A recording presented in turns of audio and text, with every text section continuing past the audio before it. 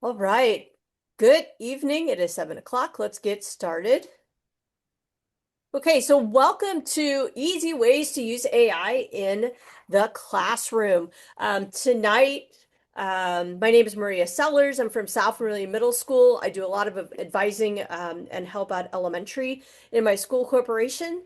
And I am also with I'm Genevieve McClish Petty, and I'm at Cold Spring School in Indianapolis.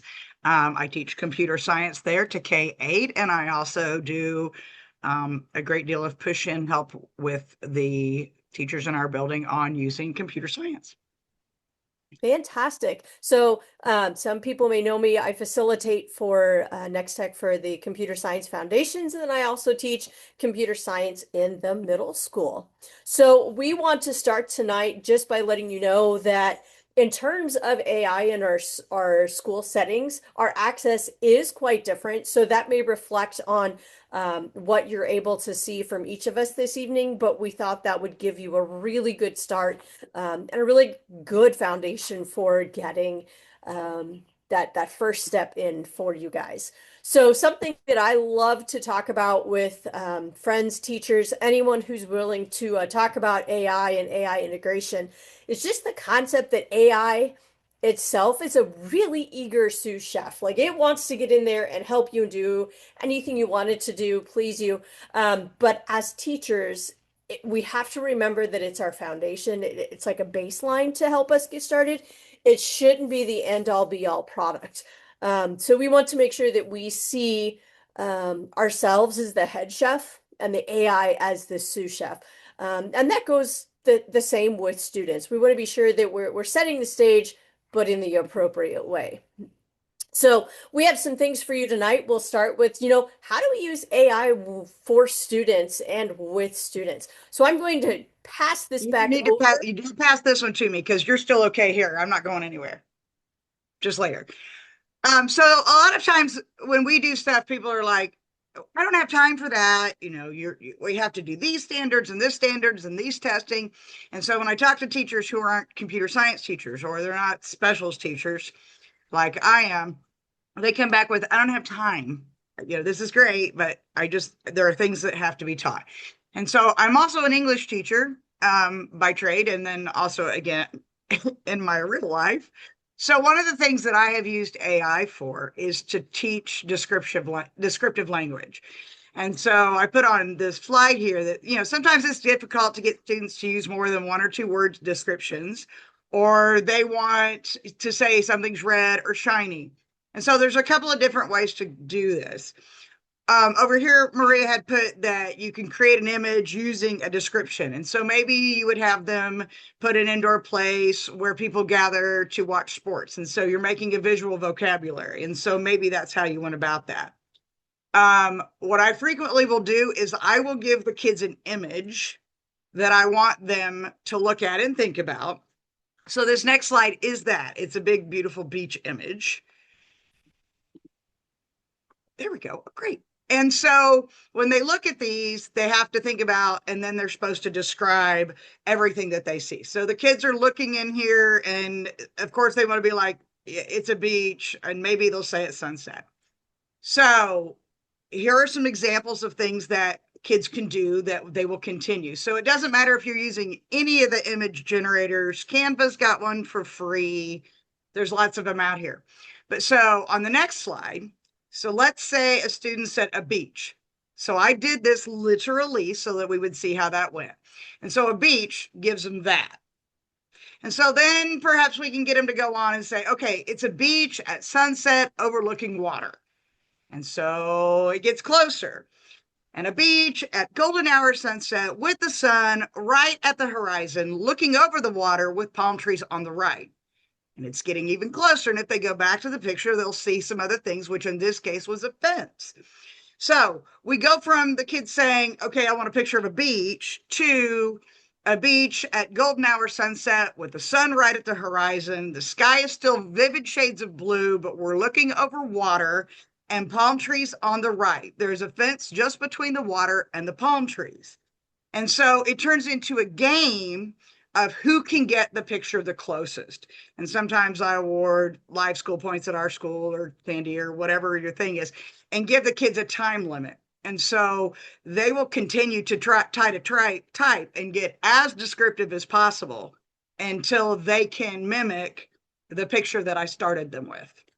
So that's one of the things that we have done with language arts. I also have used images to have the reverse way. So like if I tell the kids I want them to create a character from the book, and then they'll find a passage from the book or the setting from a book in which they're including as much information as they possibly can to see who can come up with the most likeness of what they think a character in a book looks like, or in the setting, what is the most likely. We just did this with To Kill a Mockingbird, and we were talking about Macomb County. And so they were doing the description of where Atticus was living and the people across the street, and where was Boo and where was the tree. And so it does a pretty elaborate picture. And so then the kids made those to kind of talk to each other about what they would need to include. So that's just two ways. There are a million AI image generators that are free online. Excellent. And then, so obviously we now in my school setting, we currently have something called RTI, where every teacher in the building at this point is working with students on math concepts. Some grade levels are grouped. And so I have a specific group. It's a very large group. And at times I cannot get to every student to work on their specific skill for the day or whatever it is that they have to do. And so it's just been very stressful. So my students, I love them. It was amazing. One of the kids came up to me. He was so excited, jumping around. He's like, Mrs. Sellers, I figured out how to do this. I was like, well, what's wrong? He goes, you know how you said AI, like we can't use it really? I'm like, yeah. And he goes, well, I couldn't figure out this one math problem. And so I took a screenshot of it and I put it in Google, and I thought, oh, I'll search it in Google. And he said, but then I saw this thing down in the corner called AI mode. I tapped on it, and then it said I could ask a question, and I did. And I told it to tell me how to explain it. And so today I said, okay, buddy, go back and show me this. Let's get some screenshots. So what he used this for was simply, I could not get to him. I could not break down the process for him and help him through in terms of understanding. And so he used AI as a tutor in this instance. And a lot of teachers would say, well, that kid is cheating. Well, no, he didn't go looking for the answer. His full intention was to figure out, how do I get from the question to finding what the actual answer is? What is that process? Because he knew he had like 25 more problems exactly like it. And so in this instance, he was able to read through the process, and he kept it up on his iPad, took some screenshots of it, and started working his way through every problem after that using the basic steps. So, he went in there and he was like, okay, step one, I'm going to find the denominator. All right, now I got to figure out, well, they have to be the same. Okay, on this one, I did this. Well, on this one, I do the same thing, right? And so he had that step-by-step process in front of him, and he didn't have to wait for whatever length of time for me to get to him in order to actually have that help. So when a lot of people say, oh, well, that's cheating. Well, not really. When the students use it for the intention of guiding their learning, then I think we really have something positive in place. So obviously, this was not something blocked. I don't think it's anything of harm. So, of course, I did not report it. I think it's a high quality opportunity for students to enrich their learning and actually get the help they needed immediately. It was so much fun to watch him come up with this and help himself. And then another fun one that I've suggested for a teacher, and I can't wait to see whether they try it. So the problem that was at hand, students were going home and working on projects and using AI and assuming that it was correct, and then bringing it into the school and turning it in, and the teacher was just kind of fed up with it. as any teacher would be, because it's a new horizon with students using AI, and they don't know the extent of falsehood that comes there. So we wanted the challenge of making students the detectives in this case. So I said, flip the role. You go out and find something that's completely incorrect and hand it to them and ask them, is this correct? What would you do if I were the student and I gave you this? So they had to then go through their notes, things that they had learned in class. They had to go, they could use their textbook that they had and go through and actually figure out, okay, what is a truth and what is a lie? You could almost play two truths and a lie with something like this, right? So it would be fantastic to use. So they had to do the fact checking. It forced them to look at the text and fact checked. And so they thought they were grading their teacher, but little did they know she was training them to actually go through and fact check using what they had in class. So the follow up that she then did was having the kids do that research and fact checked and then providing the correct AI output. So this is what AI should have given to me. And then they compared it with the incorrect one. And it was a really, really excellent activity in terms of literary. I don't know, Genevieve, could you add to that one? Have you tried anything like this? I think you're muted. That's okay. 1920. It's 2020. I'm muted. So we talked about this last night where I had my kids do the reverse in order to understand how much stuff they were seeing online that was fake, was then to create a fake story and make an AI and get an AI picture. And then it's not very nice, but they literally shared them with friends to see which ones would get shared and what they played with. My honors kids had a blast. It was on part of an urban legends unit. So we talked about the fact that, yeah, no, lots of it's wrong. Love it. Love it. Love it. Love it. Awesome. And then this one, I grabbed this from our science teacher in my hallway, actually. She then took it down to the fifth grade. So I'm hoping that they actually try to do this. I think it would be a lot of fun for them. So we are experimenting with various tools that we would love to eventually provide to students corporation wide. So this science teacher was given a certain amount of time and just free reign over this AI tool in her classroom to do something with the students. So she decided, let's do the water cycle, right? They're getting ready to then go into some other content, and water cycle just felt very organic at the time. So off we went. So she said, students can't remember the water cycle, and it's about ready to drive her insane. Like they can't quite get them all in the right order, or they're making up words. It's just hysterical. So the goal was, now that my students have AI in their hands, how about they take their absolute favorite song, either individually or as a group, and use AI to create lyrics or a parody using the water cycle as the topic. And so she gave me an example that she started in class. She used one of the BTS songs and ended up being called the hydraulic flow. And the kids had to come up with these lyrics. And this was the fun part. She made them learn the lyrics, sing it like it actually would be, help them find karaoke backgrounds. They had to record it. Of course, as any middle kids, I don't look right, or this isn't right. Oh, I said that wrong. I made a funny face, right? They had to do it over and over again to record it, to give it back to her. And of course, in the end, the ridiculous AI experiment led to every kid in her class knowing the water cycle correctly. So AI was just a little piece of the process, but it was a fun part of the process because they kept saying, okay, yes, that's not good. No, let's refine what we said. Let's do it again. Nope, let's debug that. So they were using language that I had taught them in my class while they were trying to get AI to write these awesome lyrics for them. So that was a lot of fun to watch go from beginning to end. There was a lot of laughter, a lot of excitement, and it was simple. It was really, really simple. So, um, and then this one I thought, and Genevieve can hop in on this one too. Um, teaching students that um, they have minimal opportunities to kind of truly test their understanding, right?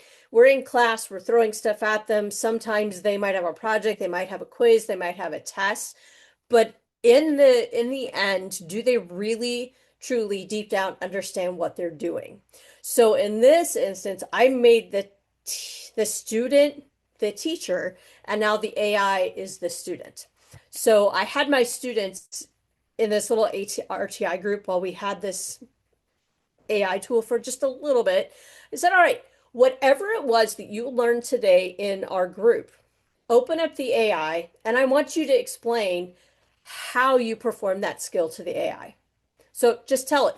So this student said, today I learned that I could add double digits by rounding down to the nearest whole number and then adding the extra numbers together to get the right answer. I'm still confused by what they said. But they gave it a really good try, right? So then she put, did I leave anything out? So then AI came back and said, okay, so when you round down to the nearest 10, you aren't just adding the extra numbers to the end. You have to add the ones off to the side and then add them in. So it actually helped her think through the process that she was trying to explain to the AI. So it was really fun to watch her break down the process and then correct it. So then I said, all right, you got that? Try it again. Tell AI how to do it again. And so we just kept refining the process until she could finally give it a really solid answer. And a lot of people would say, yeah, but that's cheating. Not necessarily. The students are learning how to vocalize, verbalize the process that they're learning in class. So yeah. To lend itself to the conversation about how AI got its information in the first place. And so I go through with kids all the time. And I said, if I wanted to spend hours online, I could tell AI information, things that were completely wrong.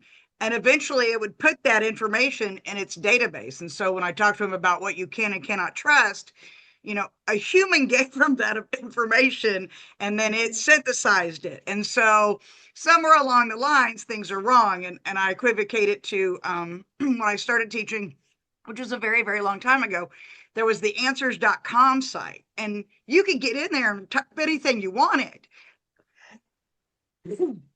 So giving it wrong answers is the same thing that's happening with AI now.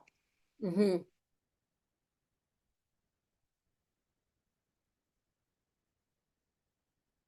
All right. So I'm going to hand this back over to you. You can run with it now.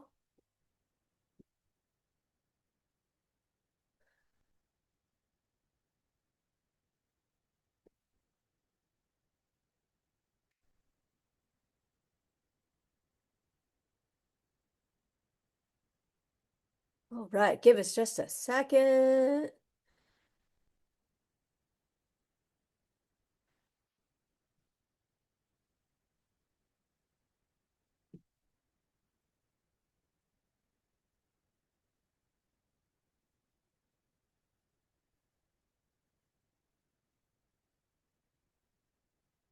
All right. Okay.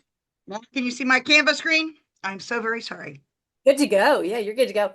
All right. So one of the things as far as teacher tools are, and some of you that have been to CSPD Week have heard me wax ecstatic about Canva and the fact that children love Canva, and they will make any assignment you give them in Canva. But one of the features of Canva that's gotten much, much better this past year is if you're on the beginning site here and you go down to the and you go to Canva AI, it will come up and say, hey, what do you want to create today? And you might put in there, you want a 30-second video of dogs running through or whatever. And it can be something that you're going to have kids do a description of, or maybe you just want it in the background. But it will literally go through and find anything and make anything for you. So one of the ones that I put up here as a sample, because it takes a minute to do, is that I said, hey, listen, I need a invitation to parents to attend the 6th grade open house for August 4th at 7 at Cold Spring Elementary. And then it's going to come back and it'll let you continue to make it better. Like, so choose one of these options. What would you like for it to do? And one of the great things that we can do on here is translate it to, and it has hundreds and hundreds and hundreds of languages. So if you're going to send something home to your students, and try, in our building, we try to do newsletters, and a lot of times they're in English and Spanish, which is not nearly reaching kids that we need to. So we have, you know, some Arabic and some others. And so the ability to go in there and just say, you know, choose number one and translate it to a different language, and it will spit those out for you. So you can make things look really polished.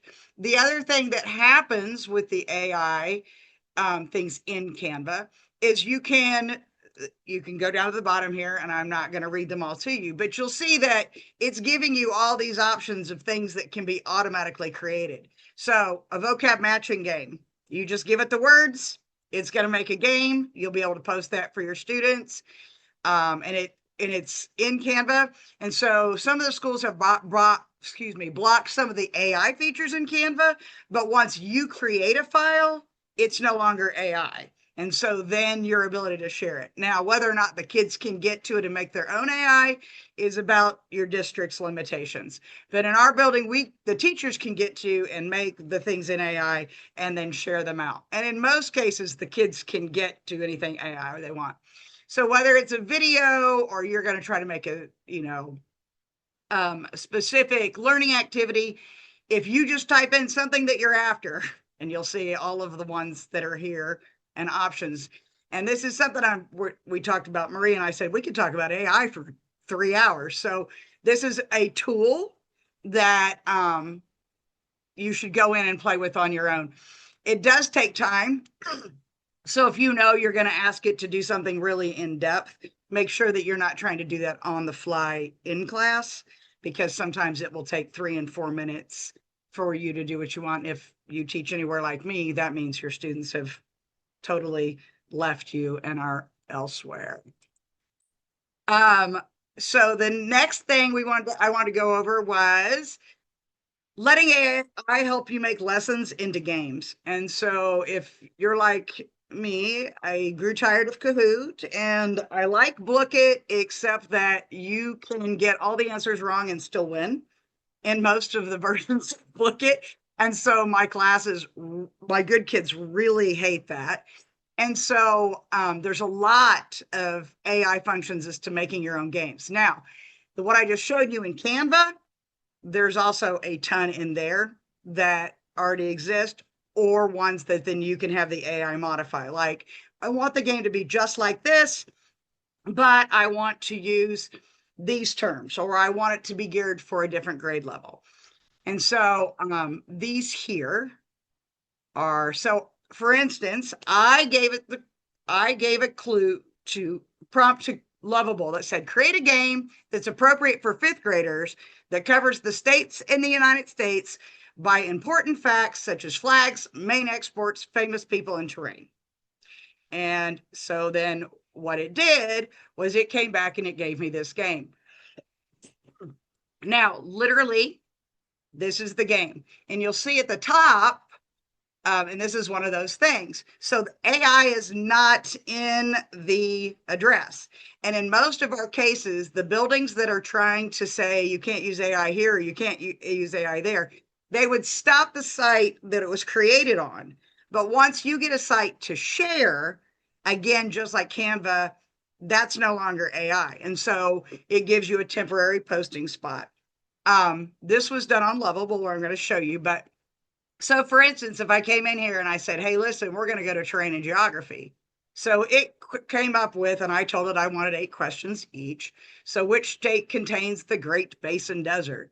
And so when they go to click on it, it will give them, oh, you're wrong. But then at the bottom, it will tell them the correct answer. Now, when I created this game, you can then go back in and go, oh, I want 40 questions per category, or I want the categories to be more difficult, and it will automatically go through and do all that again. So you don't have to share it until you've tweaked it. And if you've not played with any of these sites, you absolutely must. My husband made one. We ended up leaving town really quickly the other day, and he had played with some of these when I was teaching it. And so he made one about the food chain. And so the kids could click and drag, like this eats this, eats this, eats this, because he teaches environmental science. And it's like, that's fun for kids. So they would put them in the wrong order, and it made a cute little, sound like no, and it would show you what was chomping on the other one. So it doesn't care what you ask it, and you can give it as much information or as little information as you want. It does make for an amazing immediate lesson plan. These are 3 sites. I know Maria got her school to unblock Base 44 today. My building has not locked Lovable. So the teachers can get to Lovable, and I've used it quite a bit.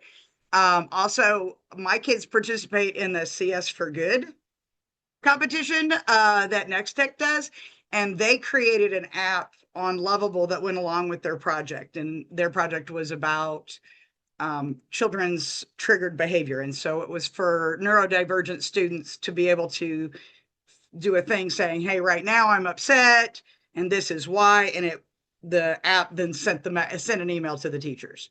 And the kids didn't have to code that. They could understand what it was, but Lovable created it for them. So it can be a website, it can be an app, it can be any myriad of things on there. These are 3 I have played with that I know work well. And like I said, in my building, I can get to them. My students that used Lovable were able to get to it, but in all fairness, they're also some of them are using devices that I might have unlocked some. So are a couple that, if you've never played with one, set aside 15-20 minutes of your life and create one. I think you played with Base 44 today, Maria, at all? I did. It was quite a bit of fun. Yeah. So literally, when you are in the Lovable pages, it will just say, hey, what do you want us to build? And this is another occasion in which I'm not going to do it because it takes 3 or 4 minutes, but it will create anything that you ask. And then when you get done, not only is it you can give it suggestions, but it suggests for you, like, hey, would you like for me to make this more bright and colorful? Would you like for me to make this longer? Would you like for me to give you alternate posting address? And so they give you all these options at the bottom. I'm like, yes, all of it. Give it all to me. And so they will create it. Now, there is all 3 of those apps that I showed you online are free with a limited use. So like you can do 5 a month, or you can do 3 a week, or you can do, which is a whole lot better than the ones that like let you use it for a week and then you have to pay. So these guys all have limitations. So I just have to know what I'm going to use or when I'm going to play with it. And so if you've never played with one of those, absolutely should try them. They're a blast. All right, Maria, let me see if I can figure this out, Maria. Oh, You're good. You're good. I'm going to see if I can share it back to you. Got it? You should be able to now, right? I am working on it. Here we go. Do I have it? All right. So yeah, we got it. So one of the tools that I love, obviously we are limited with what we can have. And we're trying to narrow that in so that we're not using, Gemini, we're using ChatGPT, we're using, like all over the place. So we've been really encouraged to check out Magic School, and I had the all in for a while, and then it dwindled down to the next like plus, and now I'm down to the free. And I did see a pop-up today that I clicked before I really read it all, and I could like slap myself for that, but I think it said something about 50 per week or a month or something, like 50 outputs or something. I need to look at that, but still for me, like, that wouldn't be so bad. That's still a good amount. So one of the things that I look at, and I try to look at, what do I deal with a lot every single week, that I need to focus on, but I really don't have time to deal with that. So one of mine is the differentiated reader. I try to do at least reading 1 article a week so that we're practicing close reading, or we're practicing, reading for context or reading for understanding. And in that instance, sometimes I need to adjust those levels. So I'll go into magic school and save myself. Remember the sous chef analogy? Like magic school is my sous chef. It saves me so much time. It's unreal. So I'll go in here, and if you've never been in magic school, and again, there are plenty of other tools that are out there. This is just one that I've just spent a lot of time with. I can go in and grab one of my favorite tools, which is that differentiated reader. So I'm going to go in my text level tool, and I can then go in here and paste in whatever article we're reading and adjust it to, I have a student right now who reads at an 11th grade level, so I will make sure that I create one for her. I'll make sure that I'm hitting every level in my classroom so that we are all reading, we're all able to partake, and actually maybe provide me a little summary or be able to provide input into the conversation we're having in class. And again, I'm not having to sit down or reword it. It's done for me almost instantly. So that I very, very much appreciate. Now, I will admit it, this takes some serious admittance here. I am awful at writing directions.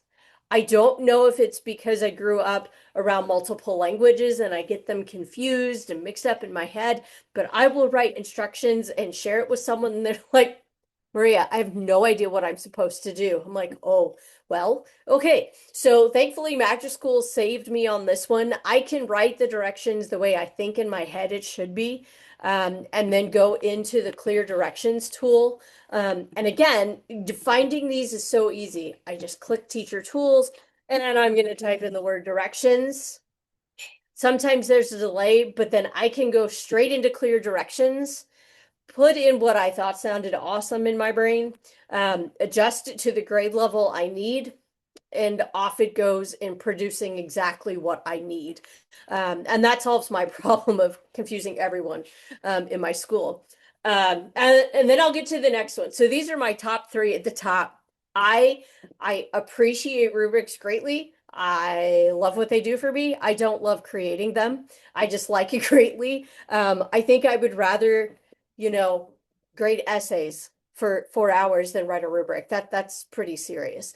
But if I can go into my rubric generator tool, it will save me a ton of time. And the first time I did this, I typed the word rubric. I'm like, oh, maybe and like celebration party time. I don't have to write these things. So I can go in here and perhaps maybe like in Canvas. 3 years ago, I wrote a rubric and I'm like, man, that was just really not effective. I could take a screenshot or save it as a PDF, throw it in here, tell it what I preferred to do, make those changes, and it kicks out exactly what I need. Again, saving me time, frustration, grief, all of the above.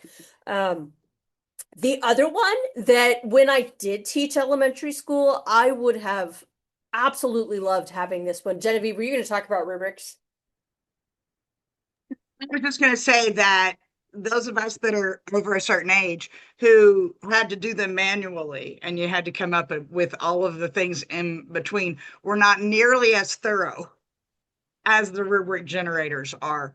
And so, especially if you're scaffolding a class or you do have students in the class that have IEPs and things. And so creating alternate rubrics that you're able to just pass out without it being obvious as to who's responsible for what. And Magic AI does a really good job with that, because even after you create a rubric, at the bottom you can say, can you alter this rubric for a student with this need? And so it will go ahead and take the one you've created and do it. So I was teasing a teacher I showed this to a couple months ago, and I'm like, you don't understand how great this is. Oh, it's amazing. I came out just as, rubrics were cool. We didn't do that in music school, and someone said the word rubric, and I was like, yo, wait, what? So I understand. I understand. Learning how to write one that first time was a lot.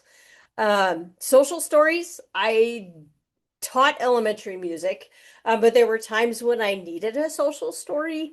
That's not my gig. That's not my thing. I was never trained in doing that.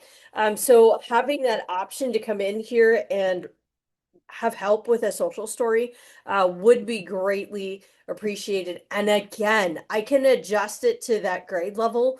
I do have some students who push into my classroom, and I'm so excited to see them there. If you've been in my workshops, I love having the functional students come in and partake in my class. And so sometimes a social story, I go get my device out of the cart, open it up, sit here. I can adjust it to their current reading level, so that I can ensure they are set, they are comfortable, they feel safe, and they're ready to learn in my room. That's great for me. I'm also not trained in depth in some of the students with specific IEPs. Again, this will help me make sure that I'm meeting that need, I'm meeting their goal, and I'm ensuring that, they have everything they need to be successful in my classroom. So to have some help with social stories is greatly appreciated. And again, saves me tons of time. I know I did one time, I generated the story here, took the story through it in Gemini and asked it to add images for me. And oh my gosh, it was amazing. I'll kick it over to you, Genevieve. Just going to say, and so if you're teaching a younger grade and you have a student that needs that reminder that they're for rituals or routines, this makes it a very nice, beautiful, easy thing that you can just tape to the side of their desk, or images that they can then recognize and use. Yeah. Okay. And then, of course, I'm going to kick that over there, and I'm going to have Genevieve even join me on this one. So there are times when I know I'm going to be out, but I need this topic to still be taught. And the only way to do that is through a YouTube video, but I, at this point, do not have time to watch the entire video to generate questions. So I can go in and use the YouTube video questions. The one thing I have to clarify, a lot of people think you just put the link to the YouTube video. I actually have to get the transcript now.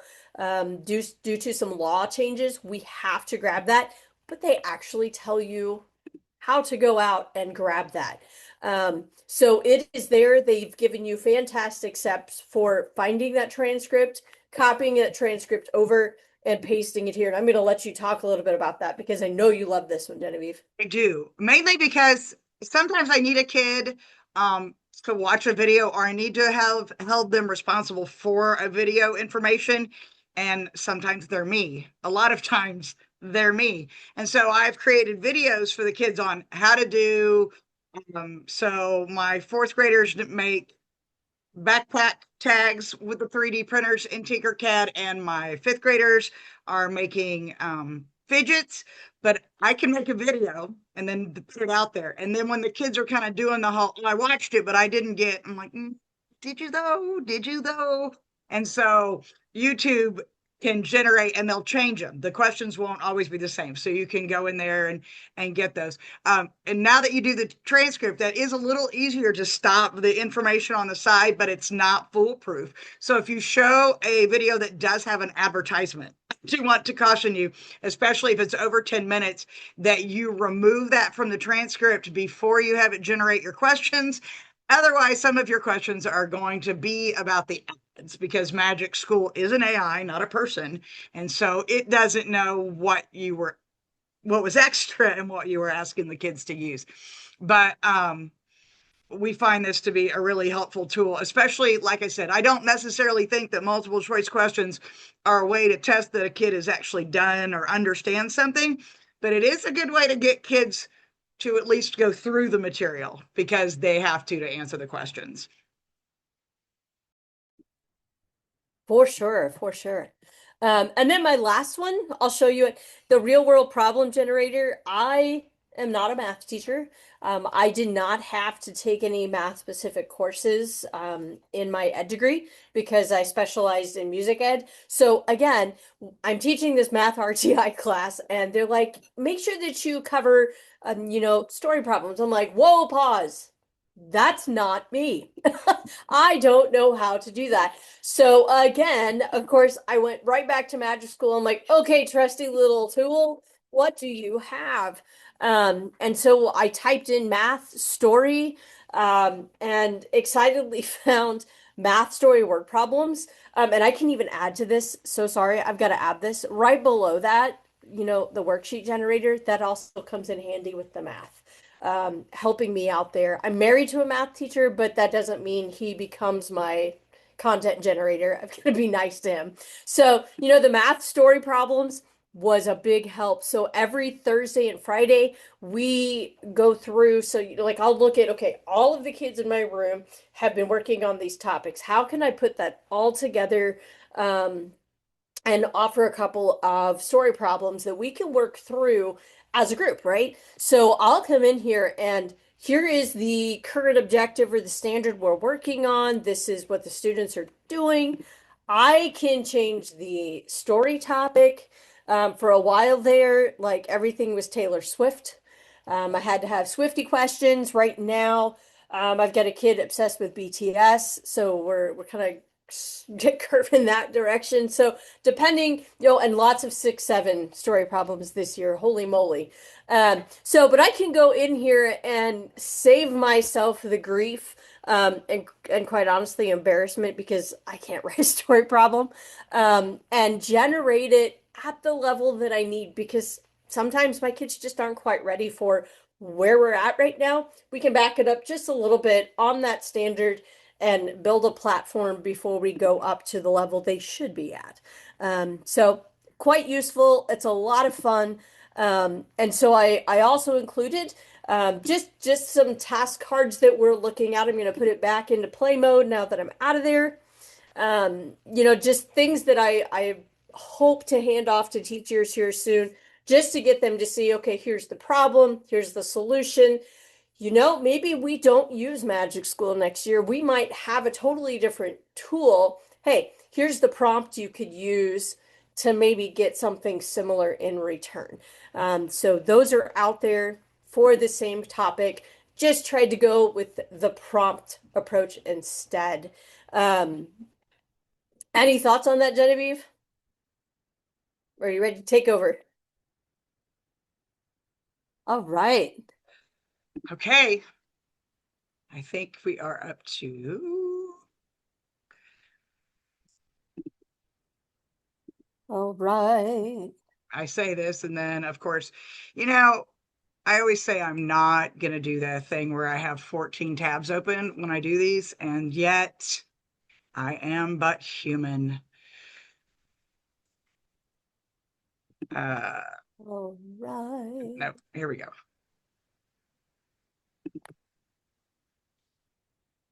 It's only giving me a pencil here. I can't get to the share to alter it.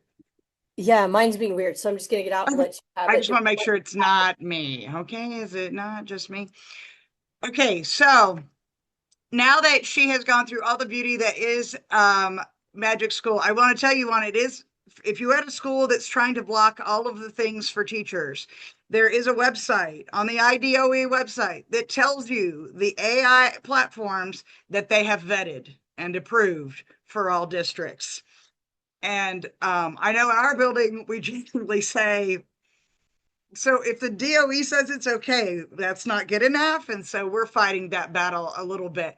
But there is a website. So if you're trying to get some of these things unblocked and you're not having a great deal of luck, I encourage you to go to the DOE website and just copy their pages where they're explaining that they've already gone through it all. They've done all the work and said they're perfectly safe.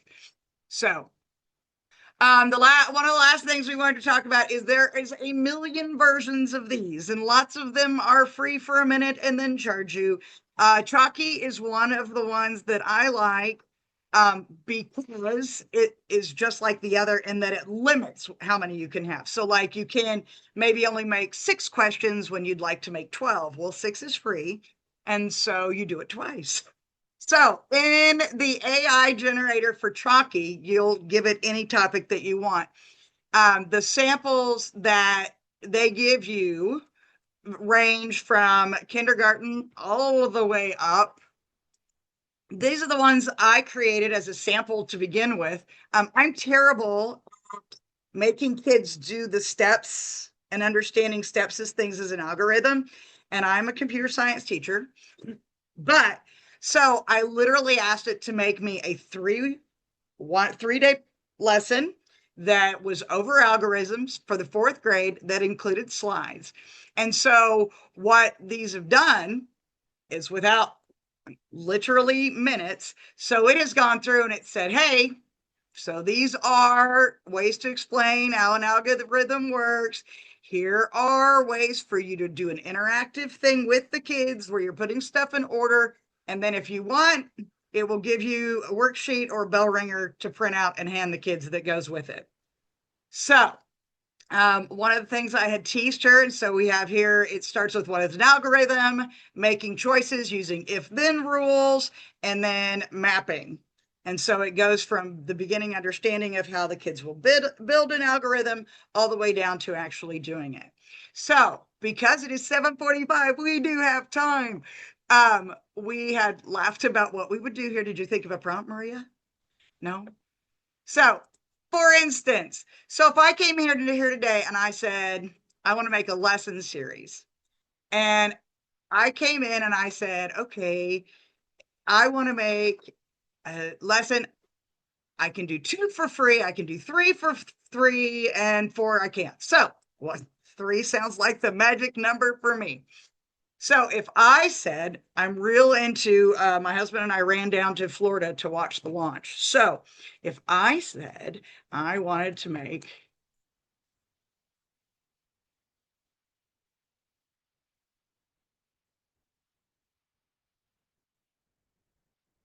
the kids were all fascinated with, I was trying to explain to them that a very small portion of rockets actually make it to space. Like, they start with these huge things. So that's all I have to say is I want Artemis launch information about boosters and releases. I want to say I want to cover for 3rd grade. 3 lessons, slides per lesson. I'm going to leave it 10. I can put on here, make sure that you talk about the Kennedy Space Center. In my case, I was giving my kids all the information about the Apollo because I was born in Huntsville. And so I'm all about the Apollo missions. And maybe we're going to talk about changes to the Artemis in future. Now, I don't have to go look any of that up. If you are a person, you'd want to do the lines, that is something you have to pay for. I jokingly say all the time, I don't need somebody to tell me what standard a lesson is covering. So it'll come back, I'll say, hey, do you want learning goals, key vocabulary lab, YouTube videos? Oh, that's a pro one, an activity sheet. So I'm like, hey, I want the free ones. I'm going to go here. I want a vocabulary list, learning goals, objective. And it's saying, hey, this is what we think you're going to want. The blast off sequence, booster release art, and rocket part match. And so it's going to create these saying, is this cool? Do you like this idea? And then, hey, how long you're going to do it? How often do you want mid checks? Do you want to have it stop? I'm like, oh, I teach little kids. We need to stop every 10 minutes and go over. So it'll come through and it'll let you add to as much stuff as you want. And when you do generate outline, it's going to come in and it will give you a generality of what it would cover. And so then you can go in and select it. Say, oh, I do want to use this word and this word and this word and this word. And if there's something you think they should have added, you can put all that in there. Same thing here. Ooh, propulsion. These are great words, right? And up at the top, they're talking about the initial thrust, which is what I was talking to the kids a lot about this week. It's like the thrust. And then, so it's like 4 seconds, 4 minutes, 2 hours. And then how do they get back without thrust? And so we talked about all that. So if I went to continue, it's like, what do you want to look like? Well, science, of course. So I'm going to choose that one and hit generate. So it'll come up and it'll say, hey, it's generating and ready to generate. That is one of the things I like about this one specifically. So it's creating them. It takes a few minutes. And then it will do one at a time. So if there's something you alter in the first one, if you go in and you go edit, I want you to change this and I need more information about that, it subsequently does it in the next 2 sets of slides as well. It knows that knowledge was covered. At the same time, it's making the activity sheets that go right along with it. So Artemis information about boosters. And so it's generating a set of worksheets to hand out as well. And I hear teachers talk a lot about, and I'm old. I say that at least 12 times a day to people. Teachers pay teachers, and the things that are making it to where a lot of this stuff is done for teachers. And whether or not that's cheating, it's like, no, technology is the tool that we use to teach. It's the thing that we can do to make things more engaging and prettier. Let's be honest about that. The kids who are accustomed to video gaming and things, if you've played any RPGs or first person games lately, they're beautiful. And so things are fast and there's colors and everything looks beautiful. And so it is kind of what they've become accustomed to. And it doesn't mean that we need to match that, but it does mean that that is the kind of learner we're talking to. And so what they are kind of accustomed to. So now if I go back to where I was and say, oh, I'm going to go back to this. So this one's done now. If I click on it, that's what it did. So from down here, we'll have information about Saturn V, Kennedy Rocket Center, the different vocabulary terms, the legend of the Apollo, how tall these things were. I was having a really good time with kids today comparing these to the size of the buildings in Indianapolis. I'm like, well, how big is 36 stories? And then versus the Artemis, which is even bigger. And so then within these slides, they're like, hey, so let's talk. And so they give you these check for understandings while you're going. So I don't know about if you're like me, but if you start talking about something you really like, I have a tendency to forget. Like, what was it we were supposed to? And so that helps us stay on track. So you'll see it creates the 10 slides. And so it's just 3 days worth of information. And you can, like I said, go back in there. Up here, you'll hit edit prompt. And so anything about it, like, oh, I would like to have more about this or more about that. But Chalky is one of the ones that out there, I do think, I've played with a lot of them. I do think for the amount of stuff that they let you do for free, I think that it's probably one of the better options out there. So much like the other AI creator sites, you should absolutely play with Chalky. If you're going to be evaluated day after tomorrow, by all means, keep one on your desktop. So you see, you have, because it gives you all the things. It's going to tell you the standards. You got your key vocabulary. It has it. You're checking for understanding. They can just check all the boxes on your evaluation. I agree. I actually used this today to do my sub plan for tomorrow morning. I needed something for a microbit talking about input and output, but I wanted them to do algorithmic flowchart as well. My sub was a computer scientist before his current job now.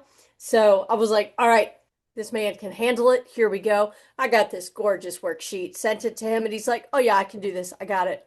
Um, saved me so much time.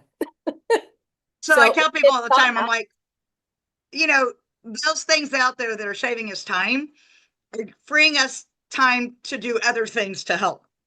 Yes. The amount of time that we used to would have spent making something specific and going through it all, we now can spend that time doing other things about and improving our engagement. And so when people talk about AI, and I hear people, my English teacher friends are like, the kids are all just going to cheat. And I'm like, if you can't read an essay and say that was written by AI, you haven't read enough of your students' work. And so there's that kind of thing going on.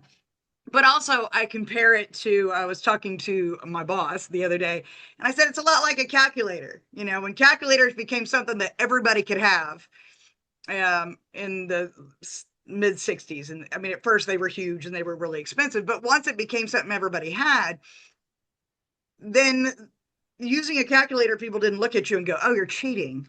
Well, no, I'm using a tool.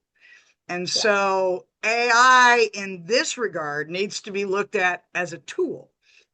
I absolutely change lots of things that it does for me, but it also sometimes centers me and gives me a focus and makes sure I'm covering my bases and I haven't gotten way off task. So AI is not cheating. One, the more we use it for what we need it to be as teachers, the better it will be for teachers. And two, like I said, it's a tool. It's a tool of engagement. It's not cheating.